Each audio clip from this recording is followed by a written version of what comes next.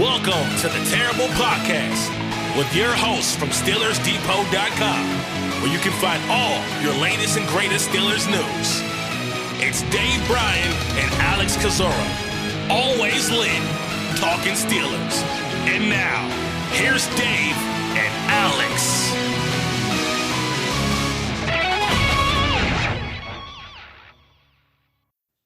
Welcome to the Terrible Podcast, Season 14, Episode 153. He's Dave Bryan. I'm Alex Kozora, SteelersDepot.com. Thanks for being with us here this Friday, Steelers Nation. Dave, officially less than 2 weeks until training camp. We'll be out here in Latrobe before everybody knows it. But until then, we are struggling to the finish line, looking for some Steelers stuff to talk about. So pretty light show today, although we have a great interview in a little bit with Scott Brown, editor of Steelers Depot and co-author of Dick LeBeau's new book, Legendary. Of course, had Coach LeBeau on the Tuesday show, which is still a treat, and we got a ton of great feedback from it. So that'll be the main focus of today's show. But Dave and I will talk about whatever we can talk about as well. How you doing?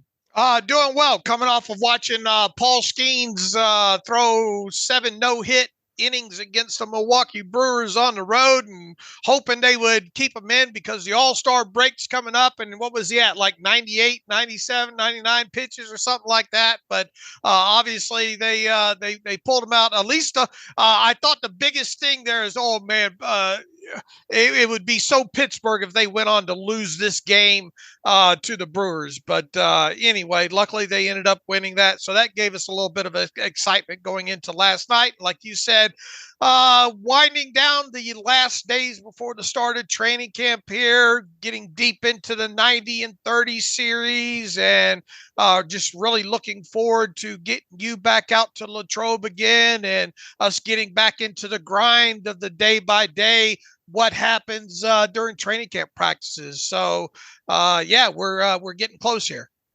It's an off-season show, and so we'll discuss much of the Steelers' off-season, and really the only news, if you can call it that, is some of the locations we've spotted, some Steelers spotting we've been doing the last 24 hours, and some teammates linking up before they're on the field together in Latrobe on Chuck Noll Field at St. Vincent College. We know that Justin Fields and George Pickens are down in Texas at some, it's not just them two. There's a bunch of, I think, NFL players down there for some event, but they've been working out. Video posted of them throwing a little bit yesterday. We know that Russell Wilson, Najee Harris are at UCLA training and working. I think Najee doing some boxing as well. We know Wilson did that earlier this offseason as well. So doesn't mean a whole lot, but always nice to see some Steelers get together before they all get together again, less than 2 weeks from now.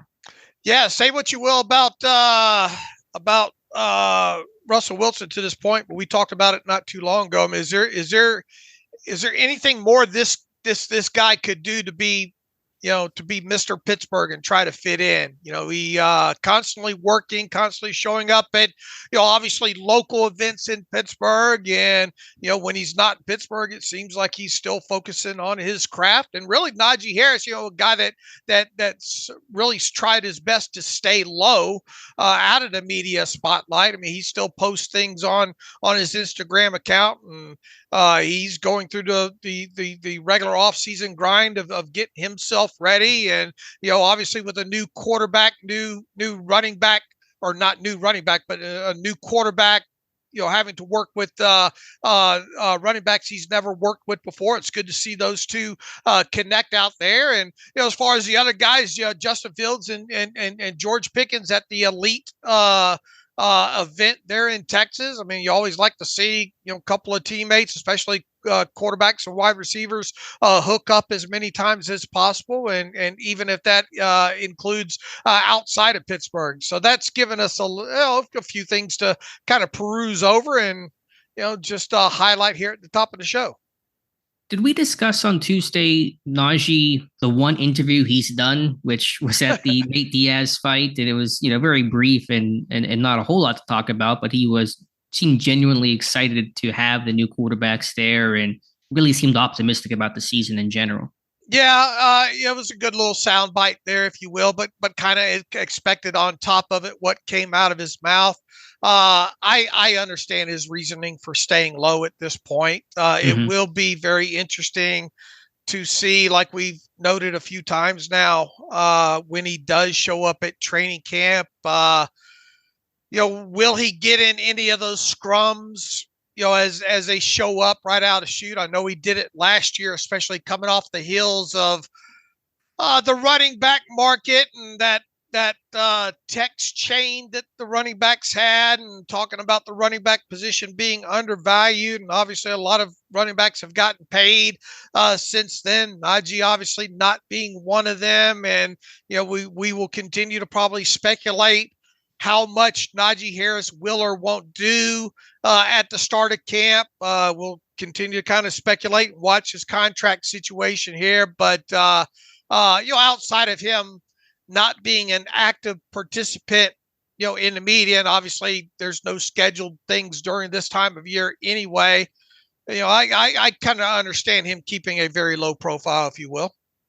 Sure. No, I understand. I mean, I think he will. I think that's fine. And no issues with how he's handled himself. We'll hopefully get to hear from him. He said he would talk to the media training camp at some point. I believe there are more obligations to do so. When that will occur, day one, probably not. Hopefully by day 16 or whatever it runs up to overall. I had an article, and this is, again, the off season. We're all just kind of spitballing and just trying to squint at the screen enough to try to think about an idea. Is it possible that Harris and Warren could each finish the year with 200 carries? That's rarely happens in the NFL today. It's happened once over the last decade. If it does occur this year in Pittsburgh, they'd be, I believe, one of 8 tandems since 2000 to do so. The last one did occur just relatively recently, though, in 2021 with Melvin Gordon and Javonte Williams in Denver. Do you think that's possible? I think last year Harris had 255 carries, Warren 149.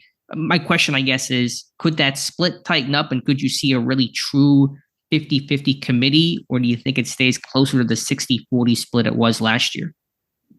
Yeah, that's a great question. Obviously, we've talked, especially when we went over the over and unders just recently here with both these guys. I think it's reasonable to expect Warren's role to grow a little bit in the offense. I don't think obviously I don't think it's going to end up an exact 50-50 split overall. I don't think it will be as barring injury to either one of those guys, sure, which is obviously, something that you got to, make sure you clarify. But I view it more as probably a 60-40 split overall. I think the only way you get close to, that 50-50 number is if one of those guys goes down for a couple of games or something along those lines. So I think both of them have attributes that you want to work into the offense. Both of them are obviously power runners. I think both of them can give you something in the passing game. I think both are good after first contact. Obviously, the dynamic that Jaylen Warren gives you that Najee doesn't is that home run ability, that ability to go 60, 70, 80 yards. And I've said this several times, since late last season there, I think Najee did a lot better job with producing the explosive run aspect of it, the 15 to 20 or more yards gains and all like that. But I think I don't think you want to beat a guy like Najee into the ground with 290 carries, sure, on top of what you're going to expect out of him in the passing game there. But I think 60-40 or somewhere around in there is a fair expectation. I'm with you. Last year was, if you want to be as precise as possible, 63 and point change and 36, whatever it was for Harris over Warren. I think it tightens up maybe a bit this year. Obviously, both hitting 200 is going to be asking a lot and may require, Harris missing a game or two, something like that. But this should be a Steelers team that is top 5 in rushing attempts. I mean, under Arthur Smith in his 4 or 5 years, either coordinating or being the head coach of a team, as he was in Atlanta, his offense finished in the top 5 in rushing attempts for those years. And I think once he was first, once he was second, and once he was third. So he's been really, on the podium in those examples. And so Pittsburgh should be running obviously the heck out of the football. If they can't, and that's a big problem because that's how this offense is being built around the foundation of. Dave, since you mentioned explosive runs, that's a really good segue into a really detailed and interesting study that you did about Jaylen Warren, about Najee Harris, and you can explain it better than I can, but basically looking at their explosive runs, 15 yards or more, rushing yards over expected, and the bottom line being that both guys fared pretty well in your study. Yeah, first and foremost, I've been looking more and more at what Next Gen Stats has on their website, which is rush percentage over expected. I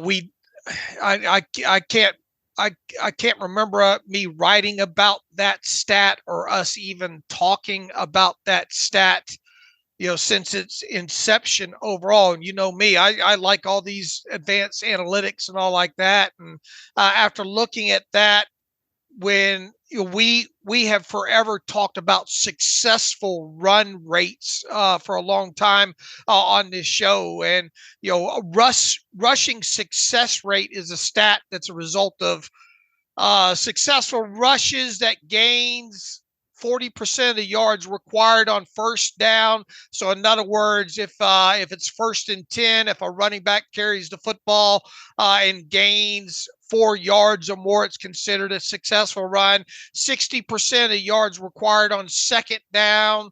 And if it's 3rd and 1 or 4th and 1 and the running back picks up the first down, well, that's a successful run as well too. So that's sort of a unique stat that we've talked a lot about over the years. But a lot of people probably have not heard about what is ROE percentage, which is rush percentage over expected.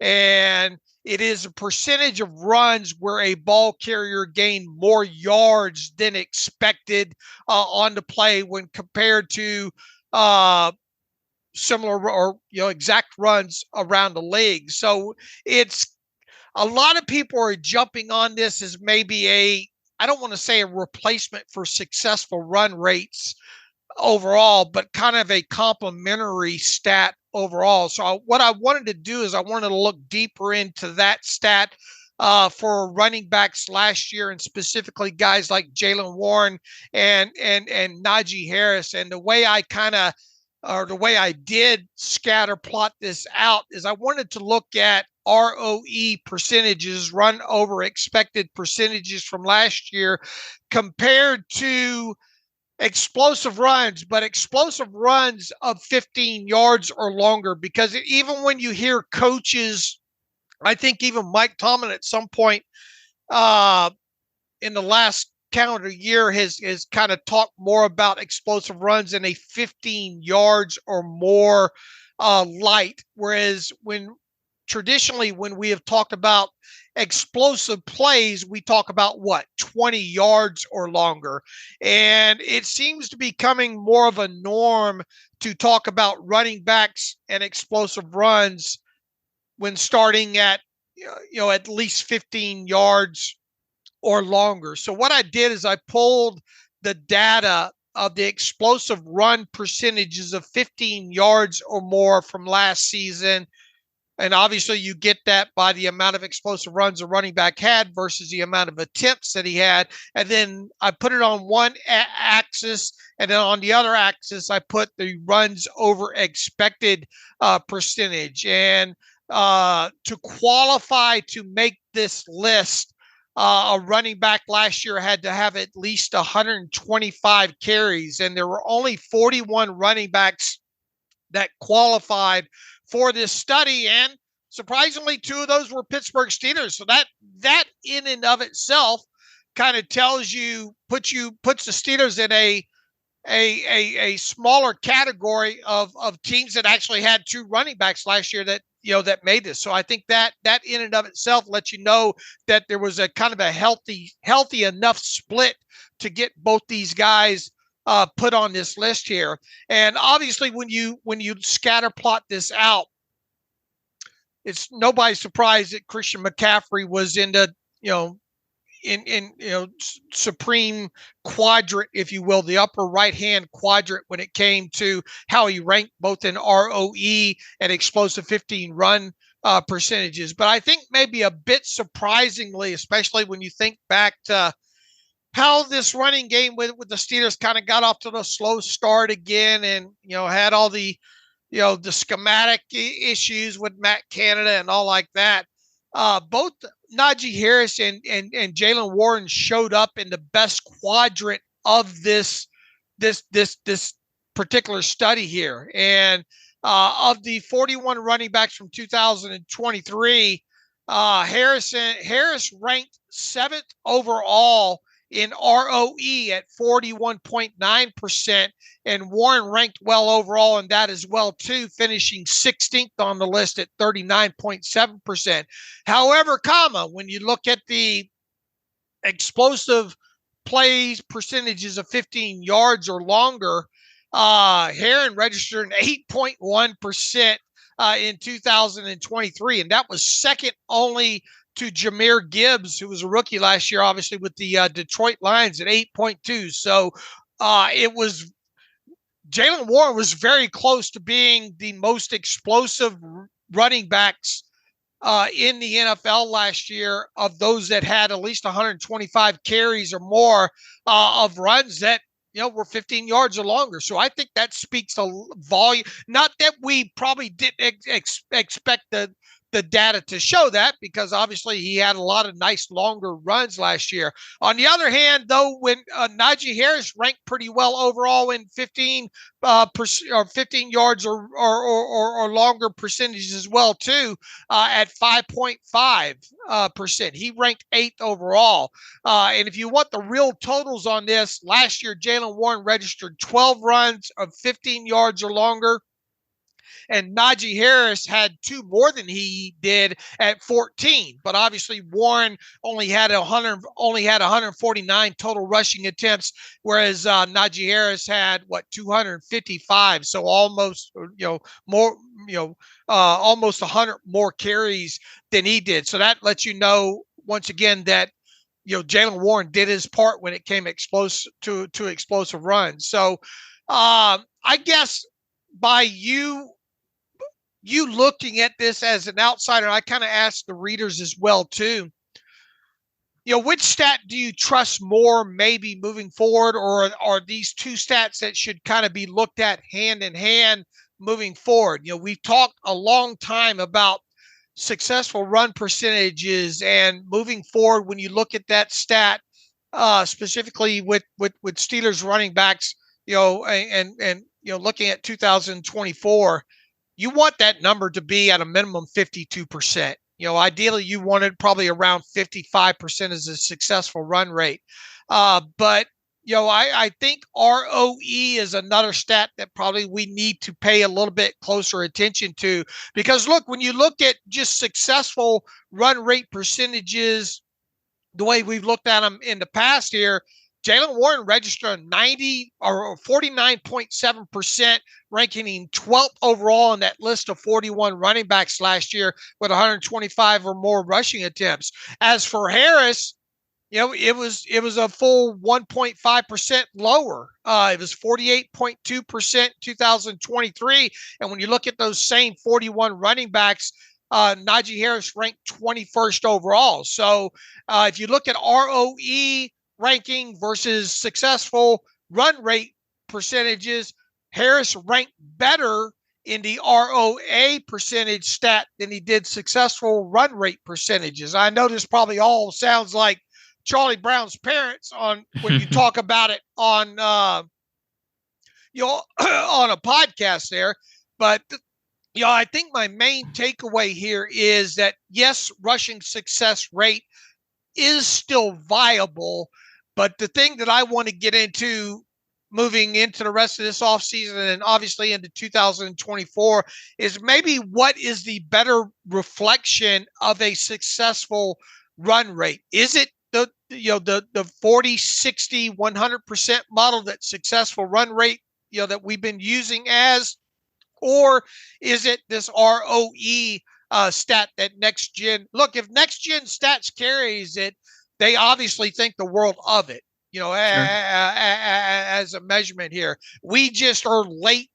I can't believe it. We're actually kind of late talking about ROE here. So just you, I know you're not as analytics. You are analytics driven, but probably not to the degree that I am. But when you look at this particular study that I did, look, my main takeaway here is we should be excited about these two backs moving into 2024, especially with a new offensive coordinator in Arthur Smith. I really think that this team has a golden opportunity with the changes on the offensive line, and both these backs hopefully enter into season healthy and all. I mean, we should be excited about these backs. I mean, top 5 rushing unit is what I'm hoping for.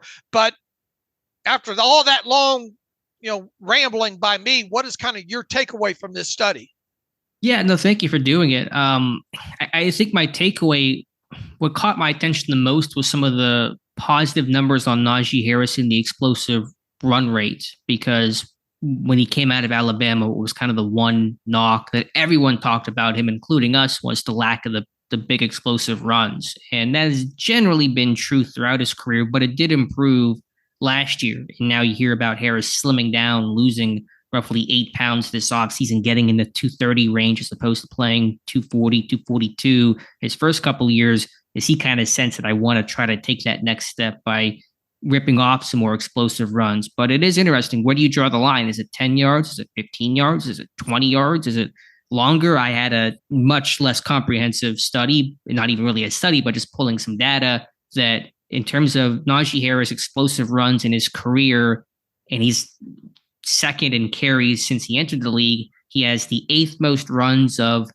10 plus yards, the 14th most runs of 20 plus yards, and the 36th most runs of 30 plus yards. And so the further downfield you get, the bigger the bar you make it for him, the worse that he gets. So my question to him is, can he turn some of those 15 yarders, those 10 yarders into 20 yarders and 30 yarders and 40 yarders? That's going to be, I think, where you get those big double chunk plays that Warren's been able to pull off that can really change the course of a drive and of a game.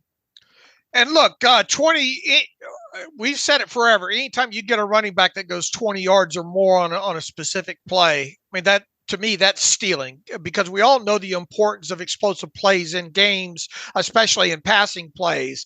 And if you can steal one of those without putting the football in the air, it's just that. It's stealing, in my opinion. And I don't know how I feel about more of the stand. I understand why they do it, because you just overall, you don't get a lot of running backs going 20 yards or more in a season, right? You probably have a handful of them. And I guess, but I mean, you hear coaches talk about it as well, too. Runs of 10 or 15 yards. Any run of 10 yards or more than likely is going to move the chains, right? Even on first down, because first down and 10 situations, unless you're in a first and more than 10 yard situation because of a penalty or whatnot, any 10-yard run, 98 times out of 10 or 98 times out of 100 is probably going to move the chains, right? So that's probably you just hear more and more coaches, I think, talk more about the 10 and 15-yard runs than they do the traditional 20, explosive play length of 20 yards or more. So, but I think at its core, man, when you just look at it from a 15-yard or more perspective, what these two running backs were able to do last year, in both Jaylen Warren and Najee Harris. I mean, what did I say? One of them had Warren had 12 runs of 15 yards or more, and Najee Harris had 14. So that's 26 runs of 15 yards or more. Now Christian McCaffrey had 20? Pull this up real quick on StatHead, if you can, Alex. Sure. What team led the NFL? And you're not going to be able to filter it down, probably without with running backs only. But what team led the NFL in runs of 15 yards or longer last season? Yeah, give me 1 second. I can pull that information up. You think it was Pittsburgh? If you had to guess off the top, just well, I mean, you had prediction. a couple of them quarterbacks in there rattling a couple off. So I don't know how that. I mean, they had 26. I mean, the Steelers running backs alone had 26. I don't think the Steelers. How many did the Steelers even have a quarterback go that? Kenny might have done it once. All right. Mitch, I don't know. Probably got a quarterback in there. You said 15 yards or longer? Yeah, 15-yard runs of 15 yards of or longer last season by team. By team. Oh, okay. Give me 1 second. It's got to load in. While that information loads up, any other final thoughts here on the study that you did, Dave?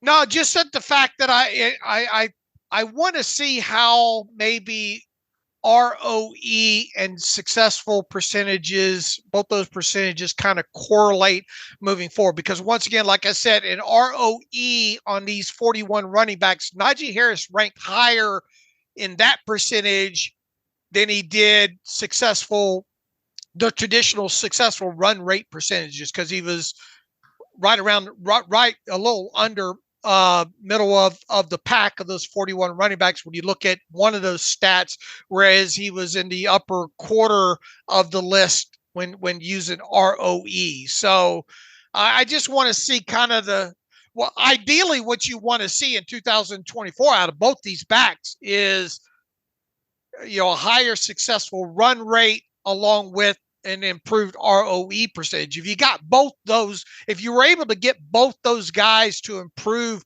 their percentages in both those categories, along with a handful more of explosive runs of 15 yards or more, I mean, there's no reason to think that this team isn't running the football extremely well. Extremely well.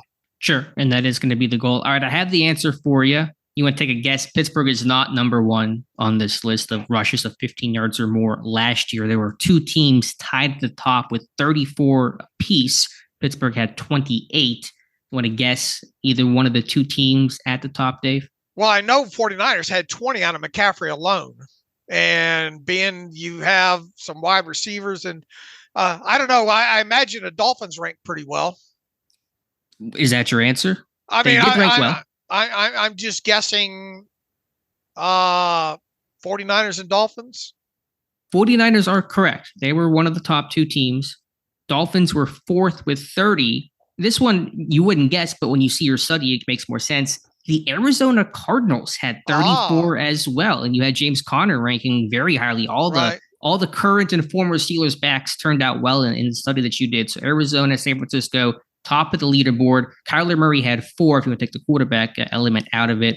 The team at 34, Pittsburgh ranking 5th with 28. It was Arizona, San Francisco at the top, Baltimore 3rd, Miami 4th, Pittsburgh 5th. Okay. So, I mean, the Steelers were top 5? Top 5. Number 5. All right. And you would expect them to improve on that this year, right? I think so. I think from even a volume run game standpoint, as I mentioned earlier, how committed to the run Arthur Smith has been historically with the improvements along the offensive line and just Harris and Warren being natural talent. So my takeaway from the study, Dave, is basically, because I know once the season begins, as we did last year, we're going to have the fans and the media, the conversation will be, oh, should they give Harris the ball more or Warren the ball more? Or how should they distribute carries 60-40 one way or the other? They're both good players. They're both needed for Pittsburgh's offense to be at its best and most successful. And so that's the important part, is that Pittsburgh has found a really strong tandem. They make each other better. And that's my focus, rather than trying to get into the weeds of, oh, who's better and who should get 3 more carries in a game than the other guy. But on the flip side, when it comes to explosive runs too, that can't be all you do. That's why I think success rate, or at least ROE, factors into this. I mean, yeah, it's nice to have these long runs, but what are you doing on the other runs?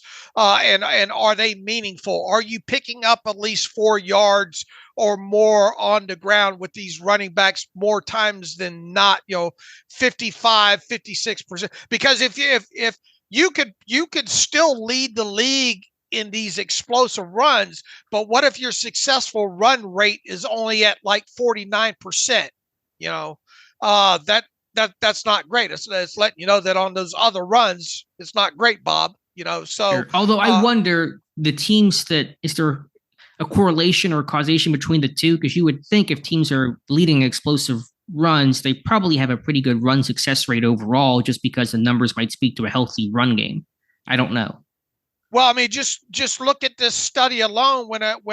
Because I thought it was important to at least, even though this study that I did was about ROE percentages, which in effect is a successful run rate in and of itself, using our old method.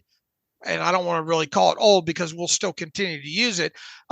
Even Jaylen Warren was less than 50% at 49.7%, and Najee Harris was a percent and a half less than him at 48.2%. That's not good enough in today's NFL.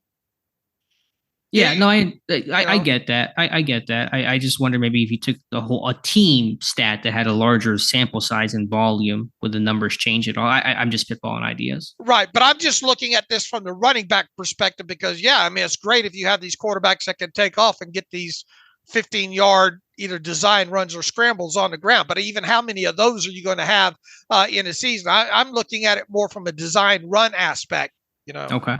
I got you. So, but I mean, and once again, like I said, I mean, we could see. Oh, I mean, we see the. I think the Steelers are a great case in point there.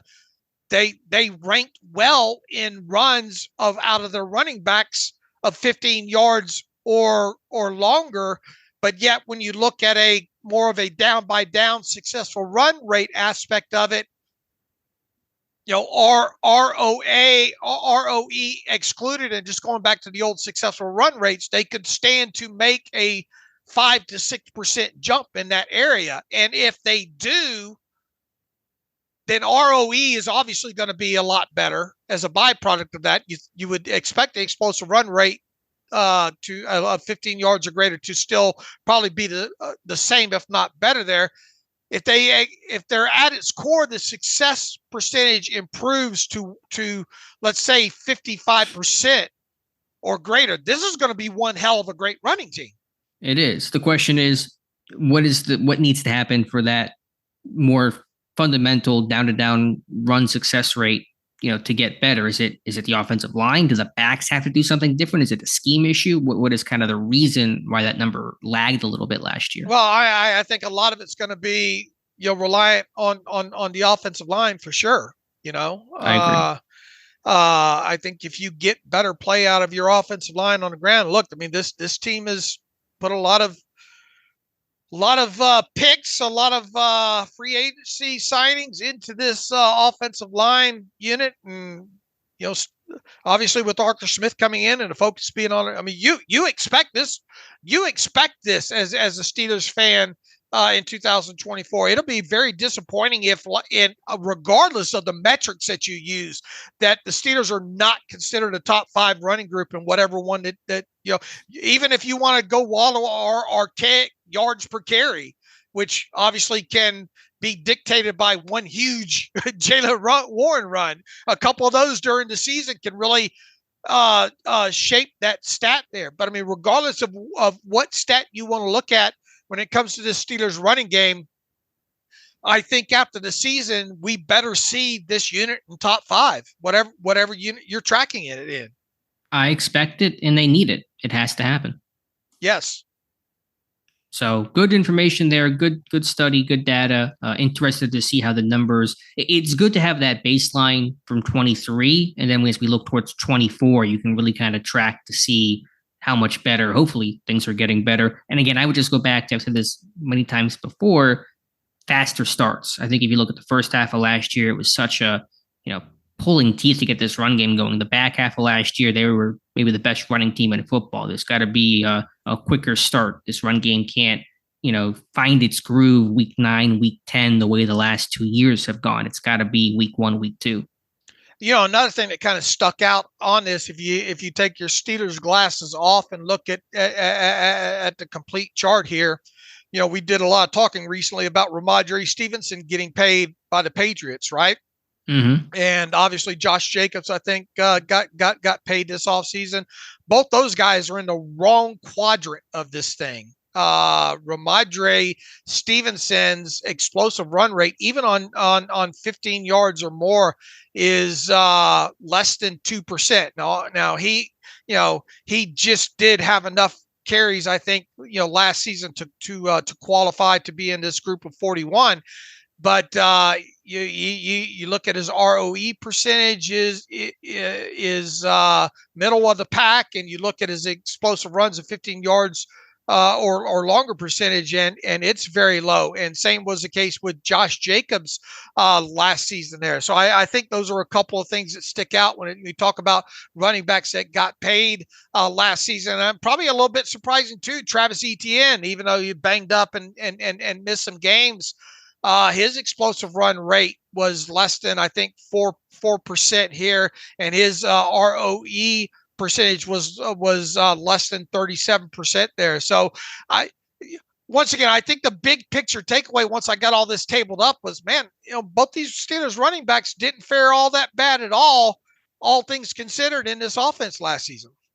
No, I agree. It's a good takeaway. I do wonder though, if you had made it, and I understand you talked about maybe the line has shifted a little bit from 20 to 15 in terms of what is an explosive run. I'm not disputing that, but just if you had made it 20 yards, how different would the data look under kind of the more older school?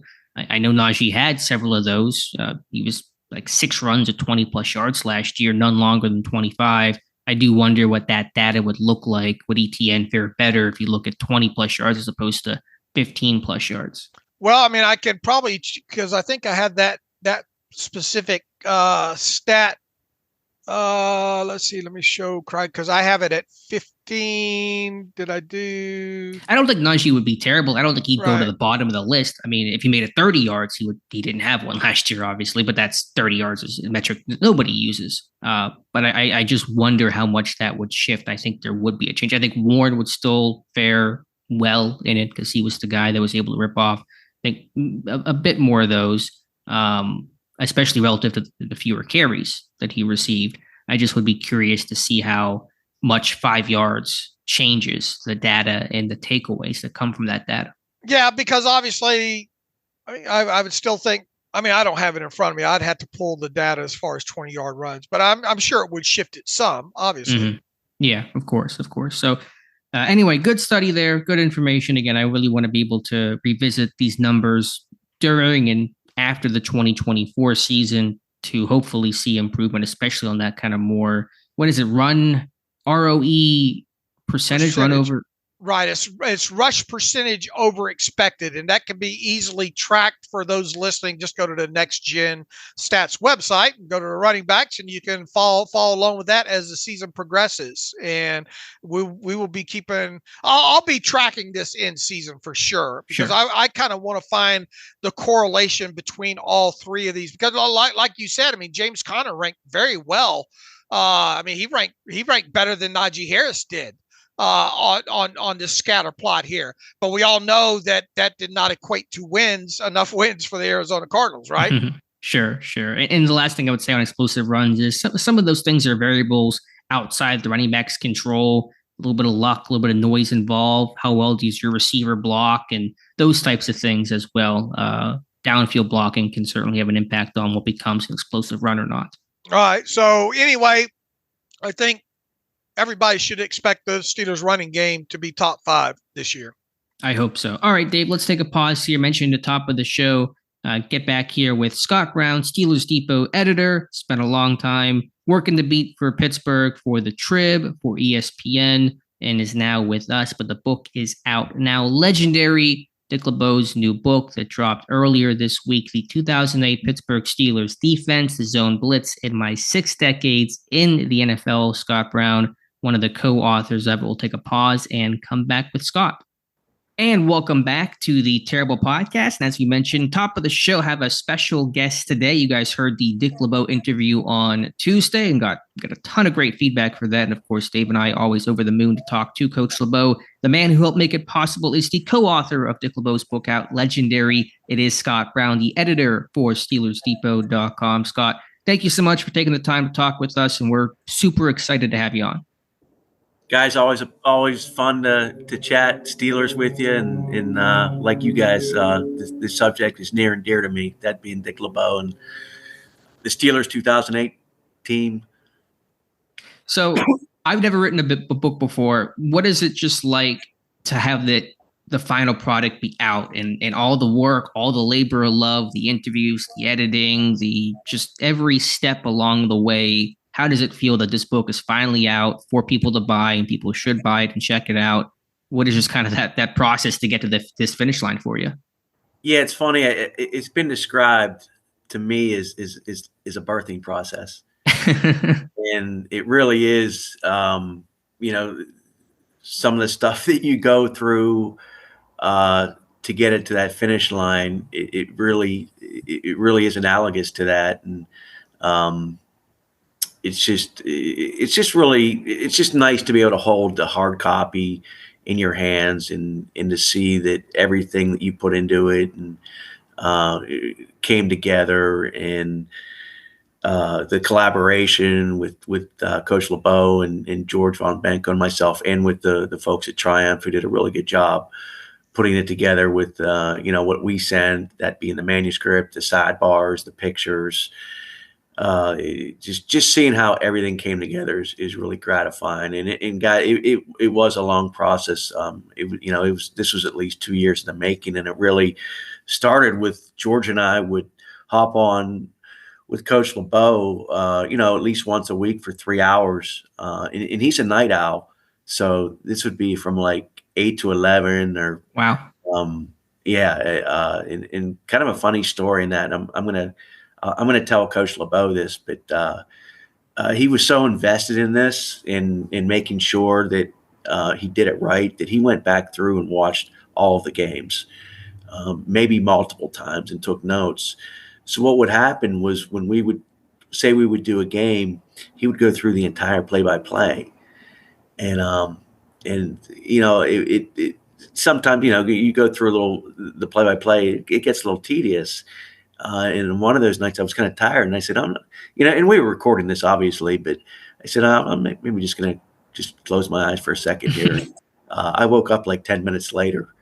So I'm going to tell Coach that story though, because it was, like I said, but that was just reflective of how much he put into this as well. It wasn't just that, we did a couple interviews with him and some of the players. He was so invested in this, and the main reason why was he wanted, as he calls them, his guys honored and remembered in the right way.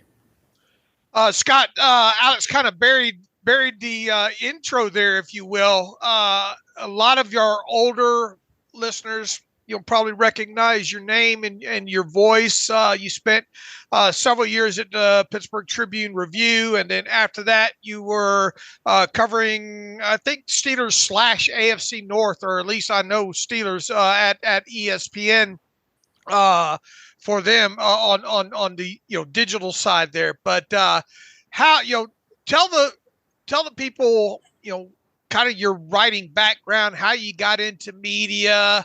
And, after that, what led to you leaving, that side of the industry there? Oh, wow. How far back do you want me to go? Stardom, I guess the schooling, and what led you kind of down the path that got you into, was Trib Review the first, real media job that you had, or no? No, actually, my first job out of Penn State, and I worked for the school newspaper there, and that's sort of how I got in. I was the sports editor of the Gettysburg Times for a year. And I had sort of quite a journey before I even got to the Trib. As from there, I worked for the Philadelphia Inquirer. They had a program where you worked there for 2 years and kind of got really good experience. They got maybe some cheaper labor, and you get to put that on your resume type thing. Great experience. And I went to Florida for about 6 years, worked at Florida Today. And then that's ended up at the Trib, covering the Steelers from there. But yeah, it was really. What year was that? Went back to when you went to the Trib. What year did you start with the Trib? Yeah, it was crazy. It was 2006, and I Okay. started. I mean, and you guys know. I mean, that was just a crazy year. And you have the Bend motorcycle accident and all the talk about Cower, his uncertain future. And this was happening before I started. I started right after the season began. In fact, the crazy is I drove up from Florida, and then the next week I'm flying down to Jacksonville to cover their second game. And it was just, I mean, it was a wild year. And, and I'm just trying, and even though I grew up in the Pittsburgh area and knew the Steelers, but just, I mean, it just felt like everything was going a million miles an hour for a couple of months there. And what precipitated, leaving the Trib and then going to ESPN for a little while? Yeah, they had approached me, and I thought it was a good opportunity, and it was that was when they were really launching dedicated coverage for each team. Prior to that, they had beat writers for divisions. So obviously a man or one writer would cover the entire, say, AFC North, who I believe was Jamison Hensley, who I think is still covering the Ravens for ESPN. And then they launched NFL Nation, and they got a writer for each team. And I was fortunate enough to get in with that and cover the Steelers again from I think that was 2013 and 2014. And then what led to you wanting to get out of the business? Good for you, by the way. My contract with ESPN, it was 2 years, and they didn't renew it, and I was a little bit burned out, to be honest. Anyway, wasn't sure what I want to do, so I kind of took a step back, and I kept my hand in writing. Still worked on some books, but really, did a couple. A number of different things before I joined up with this great group, and it was just it was something that and it was good to maybe step back and try my hand in different things, but really this is back doing what I love and working with a great group. I mean, our listeners know what this product is, and I can just say one thing to all listeners is being a guy behind the scenes is I see how hard everyone works, and I see the dedication. And one thing I really admire and respect about you and Alex is you're always forward. You're looking forward to see, okay, we're doing stuff well. What can we do better? So that's one thing I think too. All the readers should know that you're always looking ahead. Always have one eye forward on what can be done to make things better or to serve the readers better. Go ahead, Alex. No, thank you, Scott. We appreciate that, and you're such an instrumental part. It was unnoticed in a lot of ways in that editor capacity, but it's really been a big boost for the site. Kind of knowing your origin story as a writer and reporter, but give us the origin story of the book, how you reconnected with Dick LeBeau. I assume, of course, you covered him when you were covering the team. Did he approach you? Did you approach him? How did this book even come to be? Yeah, it's funny. It was, gosh. So yeah, obviously covered Coach and just thought the world of him, and just knowing some of his stories. I wasn't even thinking about the 2008 defense per se. I was just thinking like a biography on Dick LeBeau. He's that interesting. And obviously, 2008, 2005, those things would be weaved in. And I think we had first talked maybe, I want to say 2019, and he was really open to it. And then I'm honestly not sure why it sort of petered out, but it did for a while there, and then kind of he contacted George and me one day and said, "Okay, let's do this." So and really the funny part, and this is so telling of Coach LeBeau, is he was adamant that he wanted it to be. He didn't want this to be about him. He wanted it to be about, again, he always calls them his guys, and he wanted this to be about the 2008 Steelers, that defense, and we kind of had to prod and coax him, say like, look, coach, that's great, and the manuscript reflects a lot of him talking about his guys, but I'm like, you can't have a story about the 2008 defense without having absolutely. So if you've read some of his anecdotes, it's just I know I don't know if they're still on the coolest guy in the world commercials, but to me, Dick LeBeau is the coolest guy in the world. How were there any? Did you have to sit down with him face to face many times, or was most of it done over phone or Zoom? And does that process just end up being asking some open-ended questions about maybe a certain game or a certain situation, letting him talk, and then just forming, I don't know, the chapter or whatever around that? Just give us a kind of a deeper look into kind of the process and how the interviews went, and who was asking the questions, or how did that all work? Yeah, it's funny, Dave, is with Coach lives outside of Cincinnati. So we did not meet face to face once for this. We would again, George and I would set up a time with Coach to talk.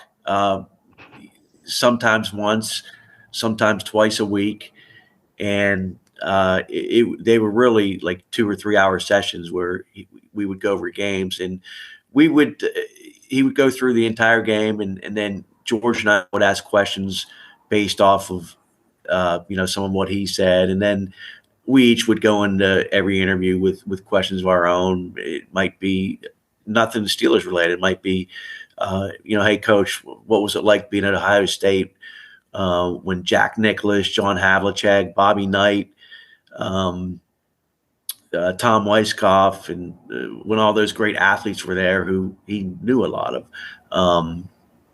And then some of it too was asking him when we started interviewing players that they might bring something up that we would double back on with Coach to ask him his recollection of something, or maybe something they brought up that he hadn't remembered. So that's one of kind of the really cool things about this too is there was things maybe that he wouldn't have brought up, not because he didn't want to, but because it just wasn't in the forefront of his mind. But after he heard it, or after we learned something from the players, we could go back to him, and then he would recall it.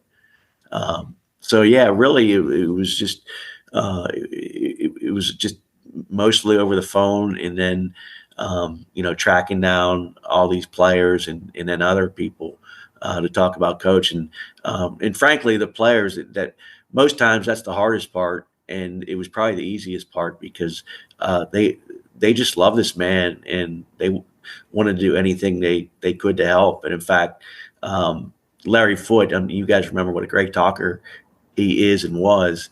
And it at one point I think it was over an hour, and it was almost like, Larry, I gotta go, I got enough. And the book has two great forwards from James Harrison and Troy Polamalu introducing and talking about what Dick LeBeau meant to them.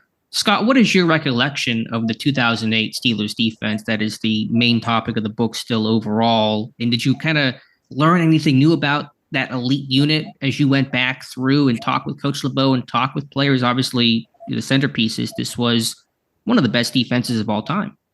Yeah, Alex. And it's funny. I guess when I was sort of when you're covering it, you don't maybe appreciate how good they were, and having a chance to go back and just watch some stuff, and then and talk with these guys, especially Coach LeBeau, you realize how amazing it was. And I want to say, if anything surprised me, Gosh, that's a great question. Just maybe the thing that kind of surprised me, or maybe the things that we don't appreciate when you look at what makes an offense or a defense great, is how all 11 of those guys have to buy in to what the scheme is.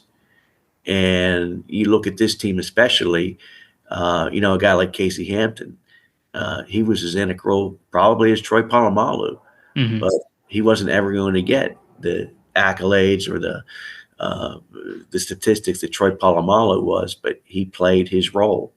And same goes with a guy like Brad Kiesel.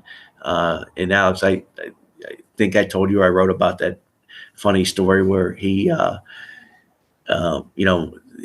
2007, where he went to Coach LeBeau's office, he was feeling a little full, not full of himself, I guess, but was thinking, hey, how am I gonna get paid or make a Pro Bowl if I'm occupying blockers? And that meeting ended with Coach explaining how the parts of his defense fit together, and Kiesel literally getting on his knees saying he couldn't wait to practice later that day.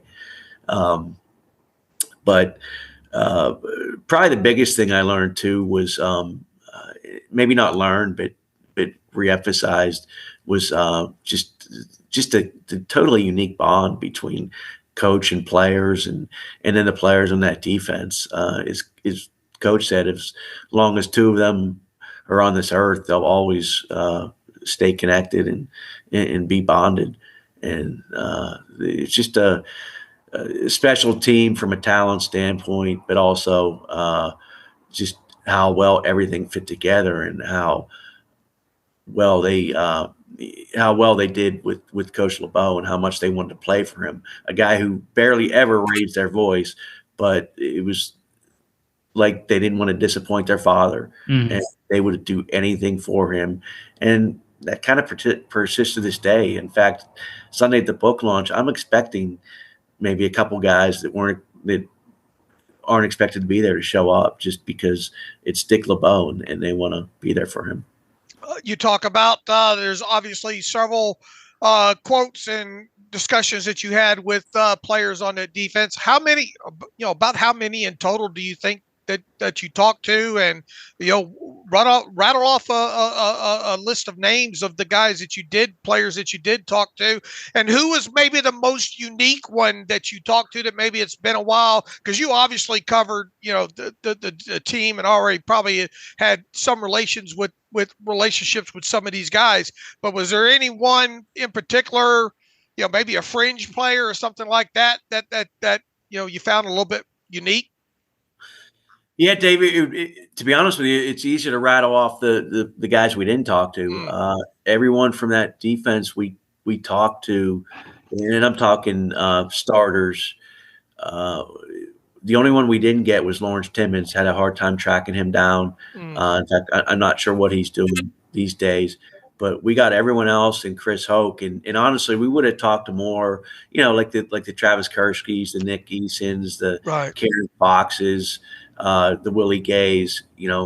Had if we had more time, and I'm sure they would have gladly talked about Coach LeBeau, but really, it was more about who we didn't talk to, because we got everyone, and then we got coaches like John Mitchell, and then even like Ben Roethlisberger. He so respected and loved Coach LeBeau that George actually interviewed him.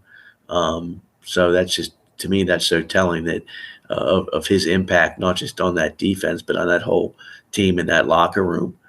And as far as unique interviews, I will tell. Well, I kind of messaged Alex this story, but it's just it still makes me laugh, because when I interviewed Harrison, James Harrison, and he was a gem. He's still the same. To say, very blunt and a little intimidating. And after we got done talking, and he would talk as long as I needed, not for me, but because it was about Coach LeBeau. And so at the end, I just kind of asked what he was doing and if he still followed the NFL and Steelers. And he said, yeah, a little bit. But, when I played, I enjoyed it, and I enjoyed playing for the Steelers, but it was a job. And then he paused and said, do you watch people write books? And oh, man. I mean, I was just like, no, I don't. But it was like in the way he delivered it too. It was like, Right. Yeah. It was like, do you watch people write books? And it was just totally Harrison. And so that's one cool thing too. And I don't know why this still resonates with me, but when I interviewed Aaron Smith, he's a high school basketball coach in the Pittsburgh area, and when I interviewed him, he was taking a break from watching film of his team's next opponent. It was a playoff game, so he was in the lab, so to speak, and it was just, I don't know why, it was just kind of cool to think like, okay, yeah, we always think of these guys as Steelers and that, but then especially after they're done playing, if they don't go to the broadcast booth or coaching, some of these guys are doing stuff like that. They're high school coaches, or they're doing something, like just like a lot of other people do, like they're regular guys now. Yeah, there's at least two of them from that team: Heath Miller, high school football coach, and now Aaron Smith. So that's awesome. Scott, either in the book or just from when you spoke with Coach LeBeau, how much, if any, did Mike Tomlin come up? That dynamic of that still young coach, the different defensive philosophy and upbringing, Tony Dungy versus LeBeau's fire zone. Of course, Tomlin making the great decision to keep Coach LeBeau on staff and winning that Super Bowl his second season. What was your sense of that dynamic that Tomlin and LeBeau had, especially in that 2008 season? Yeah, it was very good, and Coach is very complimentary of Mike Tomlin. And if my memory serves, it was a dynamic where, yeah, he Mike was smart enough to realize what he had in Coach LeBeau and that defense, and largely left him to run it. If I do recall correctly, though, they would meet maybe for a couple of hours a week, maybe over dinner or something, just to talk all things defense and personnel. So it's not like he was, he just sort of said, okay, do your thing, and Sure. we're not contact, or I'll, it was something where, they did meet, and I think Coach really did enjoy, working with him, and it was one of those things that I know it looks like when you look back, yeah, it was a no-brainer for him to keep it, but I do remember Coach saying that after Tomlin got hired, I mean, he was pretty much getting his resume gussied up a little, just because there was an unknown there, and part of that had to do with what you said. Mike was part of the Tony Dungy tree. That was the 4-3, and Coach obviously ran the 3-4. So there was a period there where he didn't know if he was going to be back, simply because not only a new coach, but a coach who came up in a different system. I know it wasn't the focus of the book, and I know it's probably would be a delicate kind of conversation to have, but did Coach LeBeau talk any about those final days in Pittsburgh and kind of what led to the exit, if you will? Yeah, not a lot. I think it was one of those things where, but especially by the time we started doing this, that any hard feelings he might have had, and I don't know that he had any, but if he did, they had long passed. He had moved on, obviously went to the Titans and coached there for a couple of years, and I guess to me it was probably similar to maybe something like a James Harrison after he left. Maybe initially, went to another team, and again, I don't know that there were any hard feelings, but if there were, they were washed away or eroded, not just by time, but by the connection that he had with the Steelers and all that he accomplished there. And so, yeah, it really, he only had praise for Mike Tomlin and said how much he enjoyed working with him, did not have a bad word to say about him or how his time ended there. And I think one thing, guys, he was just so grateful to the Steelers, not just for the opportunity that led to that 2008 season, but 2005. This is a guy who'd been to the Super Bowl a couple times as a coach, and he was wondering if he was ever going to get that ring. And I think it's in the book where after the Steelers won in 2005 in Detroit, he just sat on the bench for a while, just staring at the scoreboard, just because he couldn't believe it. That okay, it's all zeros, and Pittsburgh won, and I'm a Super Bowl champion.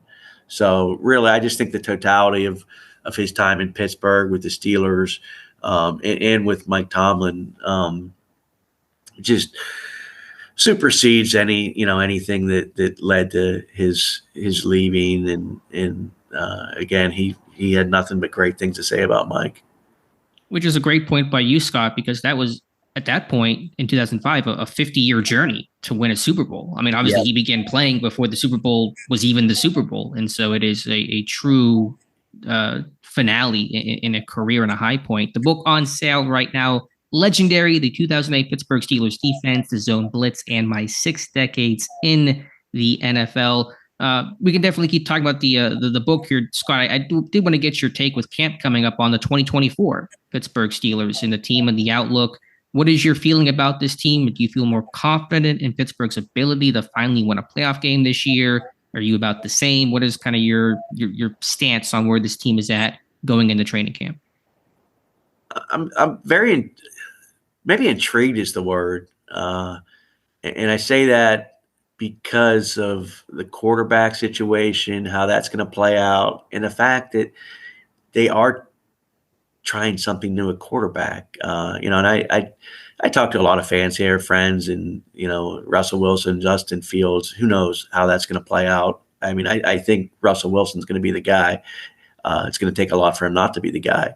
But one thing I do like about this offseason and sort of where the Steelers are is I think they recognize that they were sort of on that 9-8 hamster wheel, or win 9, maybe 10 games, get in the playoffs, but then get bounced, and that they had to try something different. So I applaud them for doing that, especially with the quarterback situation. But I think they could be very good, but I also think they could be very good and win 9 games because of that schedule. Mm-hmm. Scott, how do you've obviously, when you were there covering the team, you covered, the early days of obviously Mike Tomlin and all like that. Have you, because you were right there, have you seen Mike Tomlin change? He's still overall, and obviously, I've been blogging and had the site since 2008, and been able to watch a lot of this maturation process as well. And at its core, I don't think he's changed much, but it happened. You see it you see it almost day in and day out with the press conferences, and kind of you get desensitized to watching, because you see it so frequently in season year after year.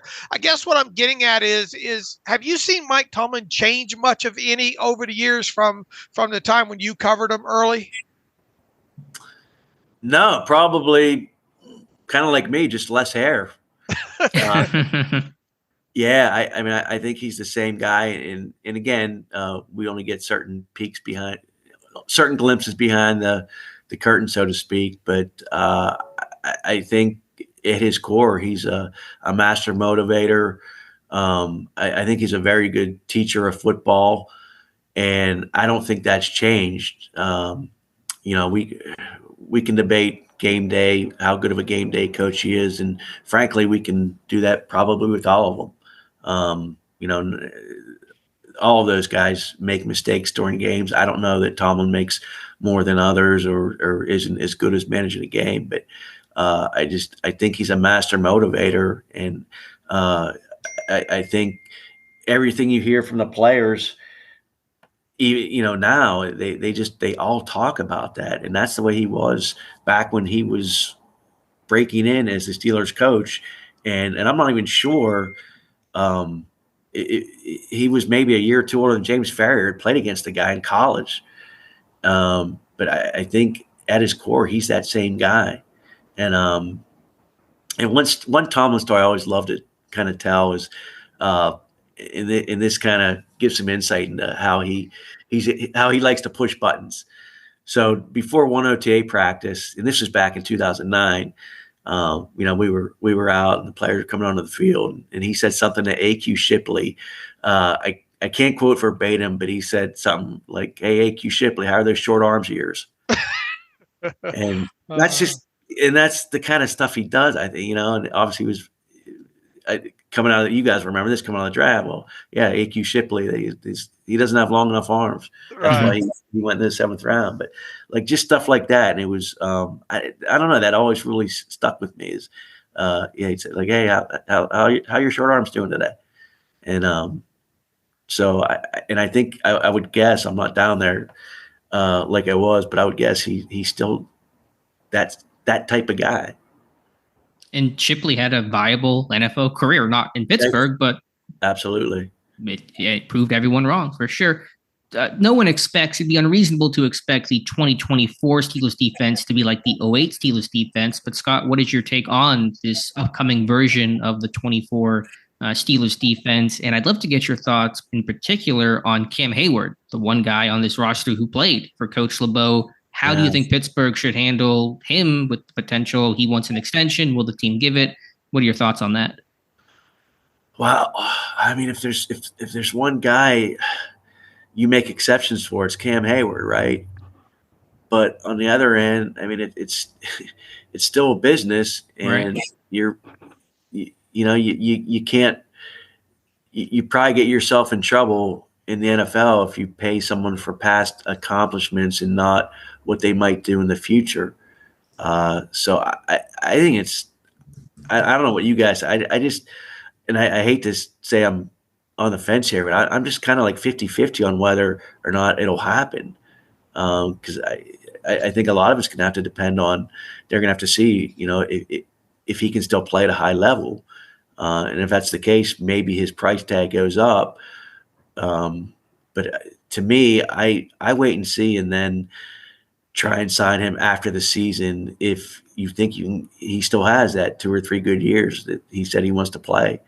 But I don't know if I give him an extension before this season. I think I have to see it before I pony up, and then obviously the risk is that he could go somewhere else. But if I'm the Steelers, I'm hoping that hey, here's a one helmet guy, so to speak, and this guy wants to play his entire career here. So I think we can make something happen between the end of the season and in mid-March when free agency starts. For a lot of listeners that don't know, Scott and I guess sort of kind of go way back to the early days of Steelers Depot, for the fact that Scott was really the only guy in the media that would give me 2 cents and kind of be, I guess, cordial to me along the way, and that always kind of stuck with me. Scott, I think I had you on the podcast in the early days, didn't I? I seem to remember an interview or two on the early days of the podcast and all. But one of the things that I made a goal as the site development, I was like, damn, I sure would like Scott Brown to come to work for the site at some point. I don't know what that role would look like. And, I think it wasn't like we stayed in touch, every other week. I think maybe twice a year, maybe we would connect and, have a 15-20 minute phone call or whatnot. I think in one of your books, you interviewed me, one of your Steelers books and all. But how have you seen the media landscape change? Because it's changed a bunch since 2007, 2008, and what do you think about the state of kind of sports journalism, which that's a delicate word to use, especially when you talk about Steelers Depot, because we try to make it clear that we're not journalists. We're bloggers, for lack of a better word. But how have you seen it change? And go with that. This is a really easy question, Dave, and I'll tell you. So when I started covering the Steelers for the Trib, 2006, all I would put online was I would write a couple paragraphs after Cowher's press conference, with injury update, any news. That was it. That was the internet. I mean, and it's just it blows you away how much it's changed since then. And even obviously it was moving in that direction, but then in addition to the internet, then you started having Twitter and other social media that became prominent, and it's just changed drastically. And when I grew up, my goal, my dream job was to be a takeout writer for Sports Illustrated. And look at that great magazine. What's happened to it? I'm not even sure if they print anymore. I honestly don't know the question. Yeah. So, it's completely changed. And, one thing I'm really appreciating and proud of this site, though, Dave, is you guys are great about establishing and upholding standards. One thing we do on here is we probably over attribute, and I would rather do that than not. I think this site is so good about making sure that if we're writing off something or anything of that nature, that we're giving credit to that outlet, that writer. So, I mean, we can call ourselves bloggers, but they're also, there's definitely some journalistic principles that this site is predicated on. And so to be honest with you, I maybe think you're selling it a little short by just saying bloggers. What do you think about the dynamic that we have here, kind of the family atmosphere that Alex and I both preach, and, just trying to take care of everybody? It's awesome.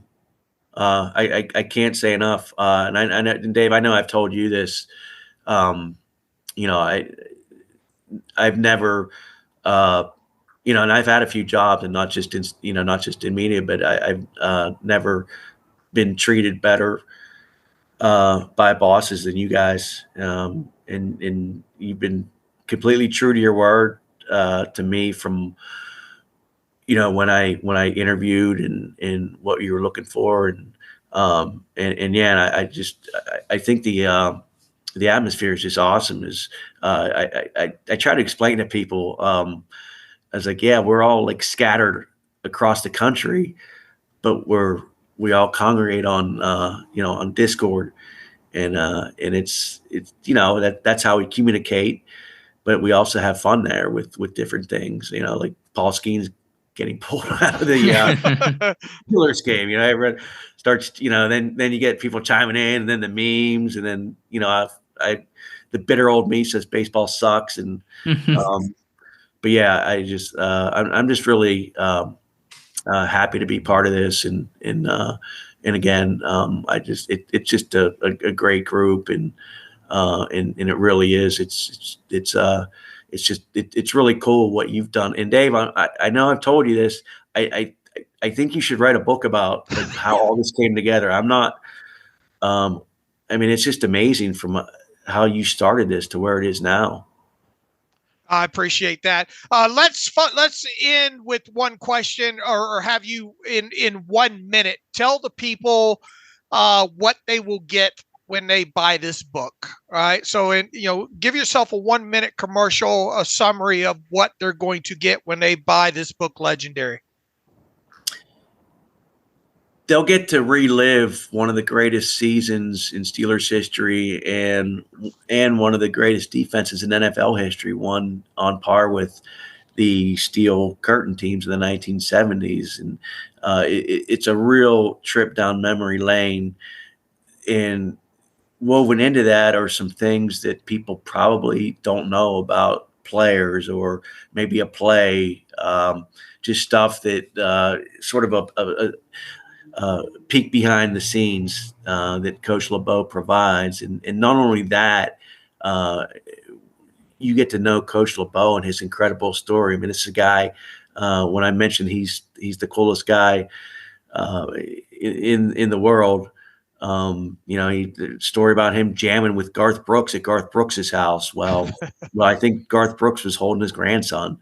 There's him shooting stick with Michael Caine, the actor, as because LeBeau was a stuntman in a World War II movie, and asking Michael Caine to teach him, a dialect of English so he could get a line, and then just some of his exploits at Ohio State, and hanging out with Jack Nicklaus, trying to talk John Havlicek into not pursuing a football career because he knew he was going to be a great NBA player.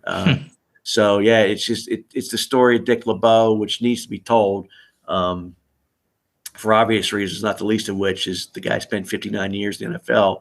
But it's also an inside look at the architect, or from the architect of the 2008 defense, and the players and the characters, and just what a special season and special bond those guys have.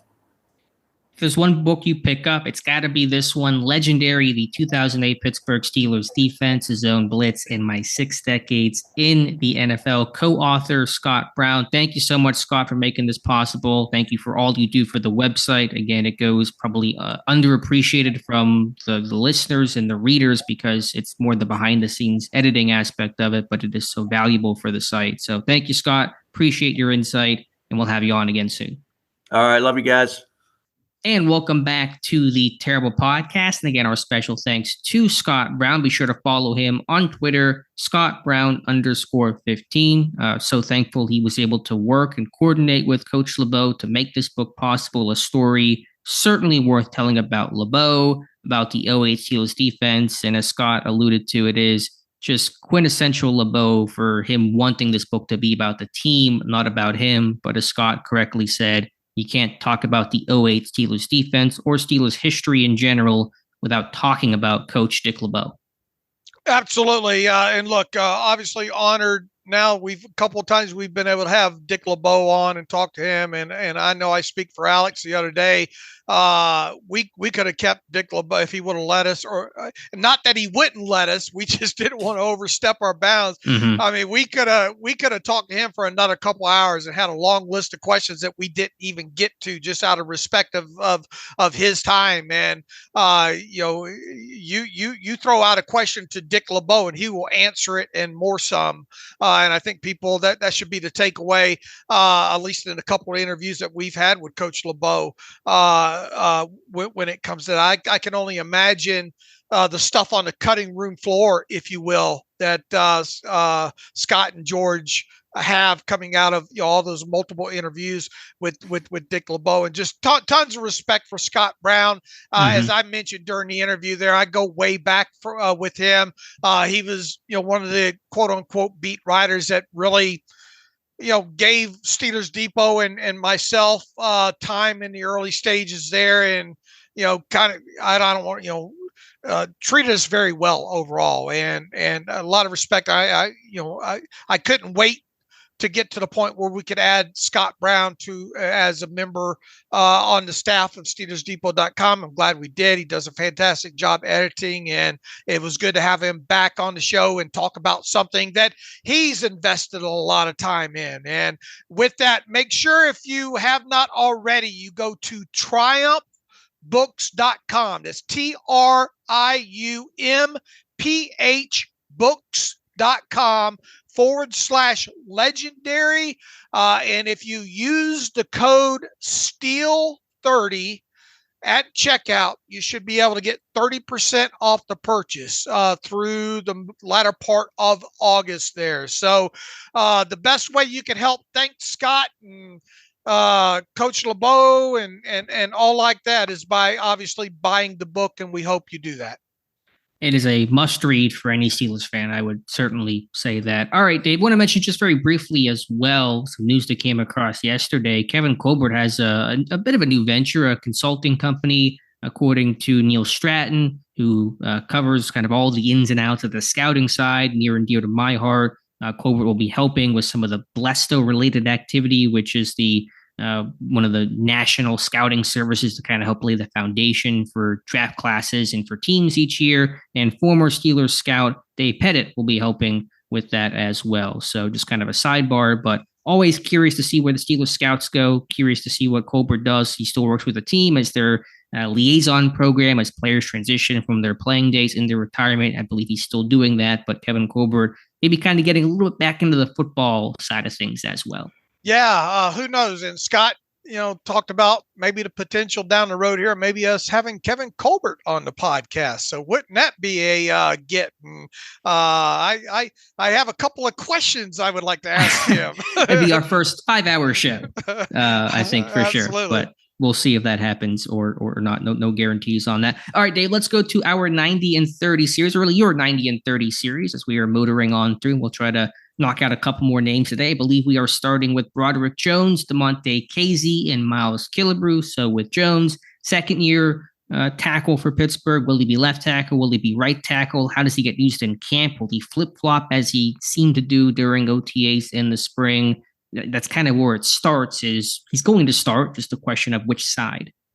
Yeah, I think the big thing with him is just wondering how his rookie season starts off for him, and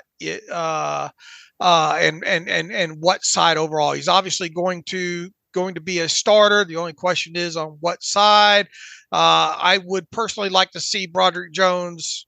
If I had my druthers, the things work out in a perfect world to him to flop over to left tackle and start the season there. Look, he was not without warts last season, especially in the pass protection department. So you want to see him develop there. I mean, this guy is going to be hopefully a future starter for several years. And really the only question is what kind of development can he make in his second season, particularly as a pass protector. And, where does he spend predominantly most of his time? Is he able to be the week one starter at left tackle, or because of things that happen with Fautano and Dan Moore, however that battle shapes out, will he have to start the season at right tackle? I want to ask you what you want to look for from Broderick Jones in terms of his specific play, but a real quick breaking news, non-Steelers breaking news, but breaking news for Pittsburgh sports fans. Paul Skeens has been named the starting pitcher for the NL All-Star game this week. So congrats to Skeens. Fantastic. And I know Scott and I, we all talked about it there just briefly, but man, that guy is just a treat to watch. Absolutely is. Congratulations to him. Look, with Broderick, I think just, better handling, twist and stunts, especially stuff that moves back to the inside.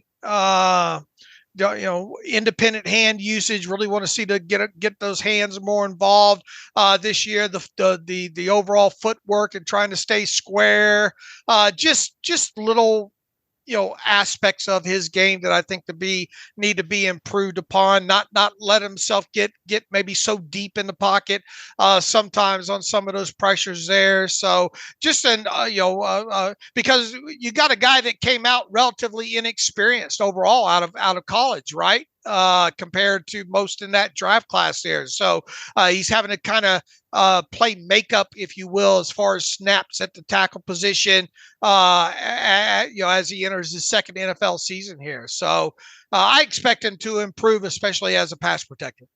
Yeah, I just think refining technique. I thought his pass pro did wane last year. I don't know if that was the quote unquote rookie wall or if it was guys getting tape on him. I thought he lost to the inside too often, some inside counters and rushes, and maybe, as you said, set a little too wide and kind of gave up the inside. And sometimes I wonder if the guard was supposed to give him more help and he didn't get it. And maybe those are some reasons. But I think he was good on some snatch and trap, though, wasn't he? Oh, yeah. No, he's got strong hands. I think as a run blocker, he was excellent in his grip strength and pass protection. When guys would try to long arm him, get into his chest, he could be able to disengage that and knock that arm down. You could see that in the run game as well. But I thought in some of those counters to the inside, he had the most issue with. So just trying to clean up those things. He's so athletic where he can, I don't want to say cheat a little bit, but he'll be able to seal the edge pretty consistently. He's long, he's athletic, he's got good size. You can maybe make sure you protect that inside, that B gap, and let that guy go wide and seal him up the arc is kind of my approach with Broderick Jones. I agree. All right, Damontae Kazee, he returns and, had a big role last year initially when all the safeties got hurt, and then, of course, was suspended for the end of the regular season on that hit on Colts receiver Michael Pittman Jr., returned for the playoff game. Probably will be this team's 9 DB, 6 defensive back on the field, versatile, a hitter. Older in his career, now into his 30s, but should be a sub-package role for Damontae Kazee. Yeah, I think if things go the way we think they're going to go, he should receive some weekly defensive snaps at the to some degree as part of dime package that requires 3 safeties on the field. They should be able to move him around in the secondary, including maybe a few snaps in the slot on occasion. Let's see. He should not have to play nearly as many defensive snaps as he did in 2024. Both those, if Deshaun Elliott and Minkah Fitzpatrick obviously stay healthy there, so such volume would likely, if he had to play as much as he did last year, which was, 791 defensive snaps, and he obviously probably would have played more had he not had that suspension and all. So I think as a fan of this team, you would like to see him play less, but be able to move around a little bit more in that secondary. And I mean, look, this is a guy that can still take the football away through the air and all. He's had a couple of interceptions since being with the Steelers there. And then he'll probably be asked to play some on special teams, I would think, in 2024 as well. Sure, him playing less just as a function of Minkah Fitzpatrick being healthy. And that's something we're all rooting for, I'm sure Kazee included. Miles Killebrew, special teams ace, re-signed on a 2-year deal, punt block extraordinaire, should resume that role as a captain and just overall good dude. And I mean, not that I am eager for him to play a bunch of strong safety, but when pressed into action last year, I thought Killebrew actually held his own.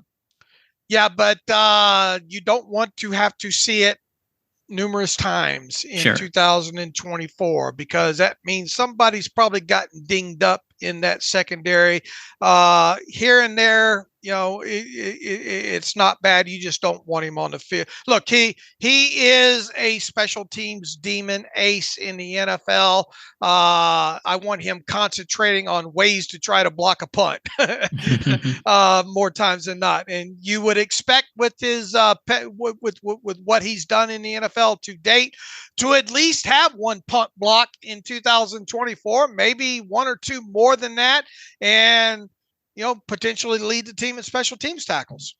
And with the new kickoff rules, he'll be an important cog of somebody who can hopefully, be a really strong coverage guy in that aspect, which he is, but, just not knowing exactly which way the rules will go and the impact there. You're comfortable and confident having guys like Killebrew leading the charge and figuring all that stuff out. Right. All right, Christian Kuntz to stay with the specialists and special teamers. The team long snapper signing a 3-year deal this offseason to lock him up. Thought he had a good 2023 season after I thought kind of shaky 2022. But as long as we're not talking about Christian Kuntz, that's probably the best thing for him. That is the single best thing, is that if you're talking about a long snapper during the season, we're not sitting there saying, man, would you look at this long snap by Christian Kuntz, man? What a snap. You're usually talking about them in a negative light. So it would behoove us to not have to talk about Christian Kuntz much of any other than maybe him getting downfield and making special teams tackle inside the 10-yard line or something. And even then, you don't want to have to see him have to do that very often as far as that concerns. So the less we hear about Christian Kuntz, the better in 2024.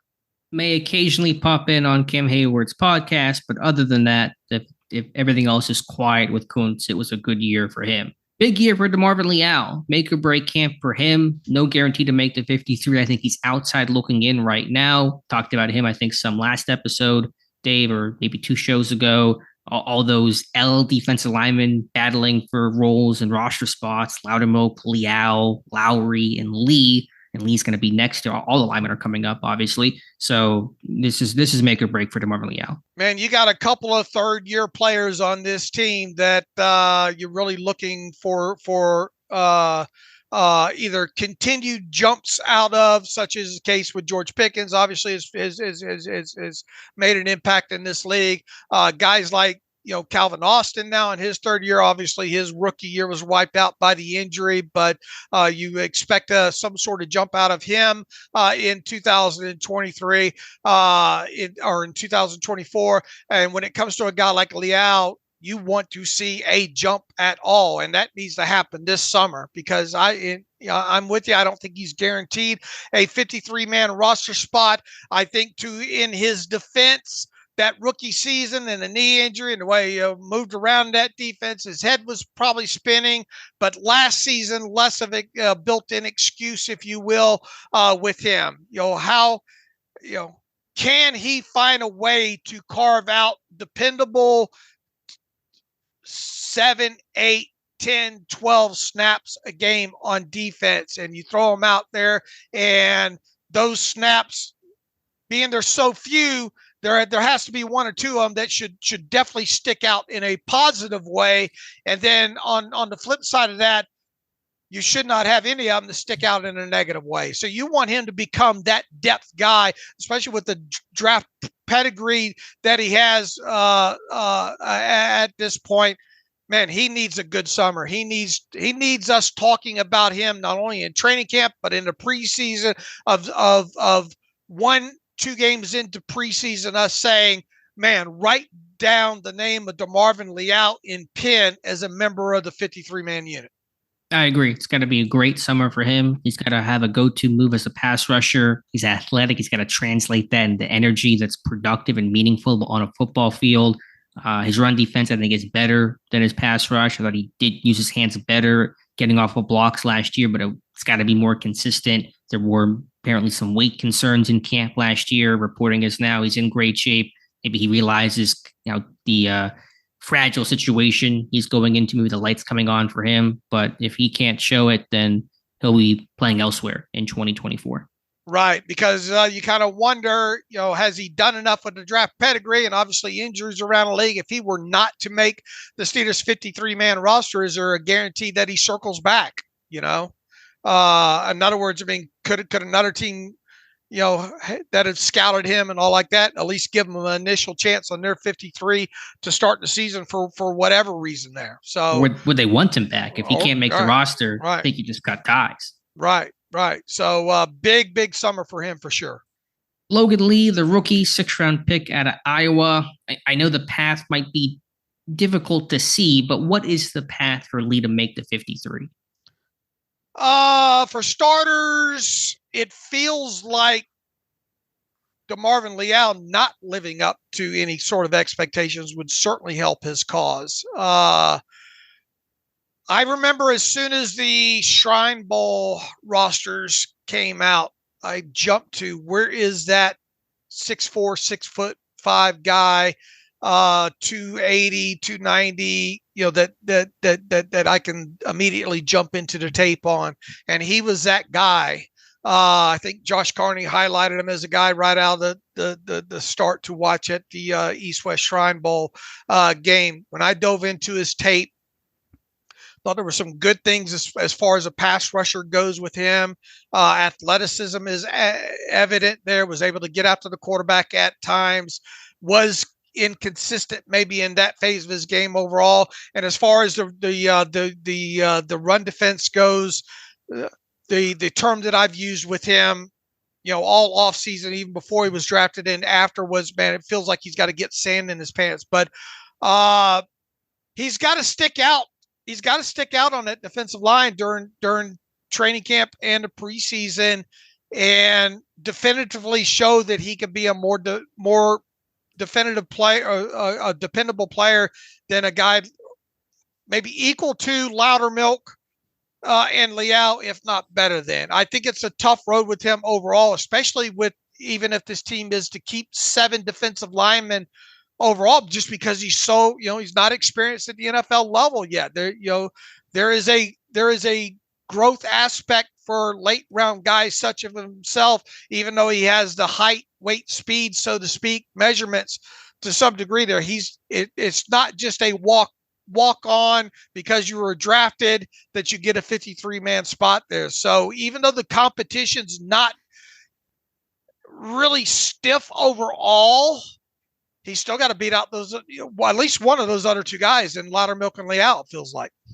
Sure. I'm looking at his pass rush. I thought his pass rush was really lacking on tape. Just didn't think he was able to really finish a lot. And it was a slow burn pass rusher is how I described it, where he could disengage. The technique was good enough, but took just such a long time for him to actually try to beat the block that the lineman was often able to recover. He is, decently athletic. He's got a really hot motor. He'll have to display those things. Run defense can be a bit inconsistent. It can be there. He's got to work on his pad level and stay a bit lower. He was really effective, I thought, most often shooting gaps and getting upfield and kind of using that first step that he had.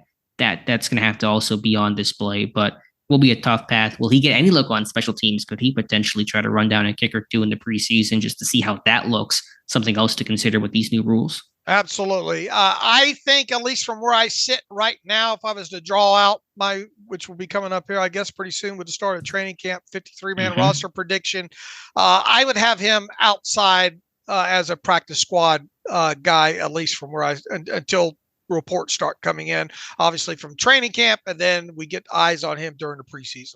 I do as well. Isaiah Loudermilk seems a bit more inside the bubble than outside, but no guarantee that his roster spot is safe either. What does Loudermilk need to do to secure up that spot? He needs to be. We need to see more of that stuff that we've seen with his play against the run, because he has shown flashes in that area. Less robotic as a pass rusher. Really all he's got is that push-pull move, if we want to be honest here. And that's something that showed up on his Wisconsin tape.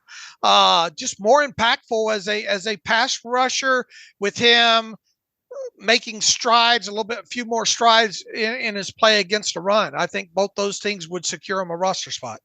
I agree. I think the pass rush is never going to be there for him. He's never going to be a pass rush guy, and that's okay. Some people aren't. But in Pittsburgh, you can play the run. You're going to have a role and an opportunity on this team. So that's kind of what I'm looking for him, is to continue to improve. I thought he did get better throughout last year, and that's why he was playing over Leal late in the season. But I want to see him become the best run defender he can be as a pass rusher. Just try to use the bull. I'm glad he got rid of the cross chop when he was coming out. He was trying to use the cross chop all the time in camp, and it never worked. He just too, you said, robotic, and the body type is too awkward for that to work. But be the best run defender you can be, and he should make this team. Yep, I agree. And then Dean Lowry, who's kind of an older version of Isaiah Loudermilk, the veteran, signed over a 2-year contract to help replace Armon Watts, took a 1-year deal to New England, should make the team. I think he's a base right end to help rotate in with Cam Hayward, not going to offer much as a pass rusher. Just want to check his health after tearing his pec last year. Yeah, I didn't realize until going back through that he missed as many games as he did second half of the season there due to that pec injury there. A guy that's obviously played a lot of snaps in the NFL so far. I think even going back to pre-draft, the Steelers had a little bit of interest in him several years ago. You brought up Armon Watts' name. He, like it or not, those are some pretty decent sized shoes to fill, are they not? There were some important snaps that Watts took last year, and I would say pound for pound, Watts is the better player than Lowry. Right. I think in training camp in the preseason, hopefully we're saying, look, this guy at least looks complimentary to what this team had in Armon Watts last year. Because I thought overall, Watts handled himself pretty well. Look, you don't want to get in a situation where Lowry's playing 700 snaps in a season, right? Sure. No. But he with the experience that he has and with Watts no longer there, he is, technically going to be the next man up, and he's going to play some snaps in this deal. I think, barring him just falling flat on his face, he should be on this 53-man roster. But how, once you get into season there, how do those 6, 7, 12, 15 snaps in games look like? Sure. If he plays 300 defensive snaps this year and 240 come in base defense, then that's probably roughly what I'm looking for overall from Dean Lowry. But play the run well. If he does that, then there'll be some rotational value. Right. You just don't want to see him on the field for 500 snaps or more. Right. Our fifth straight defensive lineman. It's funny how they're all clumped together alphabetically, although this is no longer an L, it's an M. And Jonathan Marshall, he was signed on Pittsburgh's practice squad, was that late in 2022, I believe, and was in camp last year, never really threatened for a roster spot, but did well to be on the practice squad all year. We'll see. I think he played some nose tackle last year in camp. 2 reps were hard to come by. I imagine it's going to be the case again this year. Maybe if Cam Hayward holds in or he gets more rest, and maybe that offers a chance for Marshall a little bit, but it's just tough to see that path. And it's probably due to, a couple guys getting dinged up along the way last year on the defensive line and all. But, he did spend the entire 2023 season on the Steelers practice squad. So that in and of itself in today's NFL for this kind of player is notable, that he was able to keep himself on the practice squad all season. Is this a guy that can maybe threaten Montravius Adams at all? I guess that would be his path, only path, in my opinion, to making this 53-man roster is making Montravius Adams expendable. I mean, he's even behind Fehoko right now, I imagine. So, maybe he surprises. I know we kind of had some intrigue whenever Pittsburgh first signed him. He's got some NFL experience. He's with the Jets and played some his rookie year. And I think he tested off, wasn't he like a crazy RAS number from Arkansas, like ridiculous testing that I haven't really seen translate to the tape, to the field. Right. Practice squad possible, but really kind of feels like that practice squad lifer. I ended it this way. Steelers have overall deep depth chart, on the defensive line. So Marshall's path to the 53-man roster is incredibly daunting.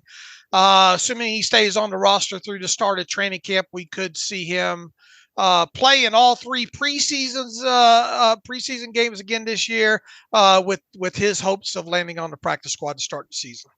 It was a 999 RAS when he came out in 2021. He did not do the agility, the shuttle or the 3-cone drill. So maybe that would have knocked that number down some, but just goes to show we love RAS around here and Kent Lee Platt, but does not always guarantee NFL success. Right. All right, Dave, I think it's probably a good time to wrap up. We had a long conversation with Scott and the study that you did on Najee Harris and Jaylen Warren. So we can get to some good emails and close out today's show and resume the 90 and 30 next week. Yeah, because we've run a little bit long, there's not but just 1 or 2 questions in here, I think, Alex. So let's just table those until the Tuesday show, and maybe the inbox will fill up a little bit more because next week, let's see, Monday's the All-Star game, or Tuesday's the All-Star game for baseball. That makes Monday, I think, the slowest day in sports. So we'll probably need to fill some time in the Tuesday show, and what better way to do it with some listener emails. Yeah, that sounds great. So we'll come back on Tuesday. All right. In the meantime, you can follow me on Twitter/X at Steelers Depot. Follow Alex at Alex_Kozora. Follow the show at Terrible Podcast.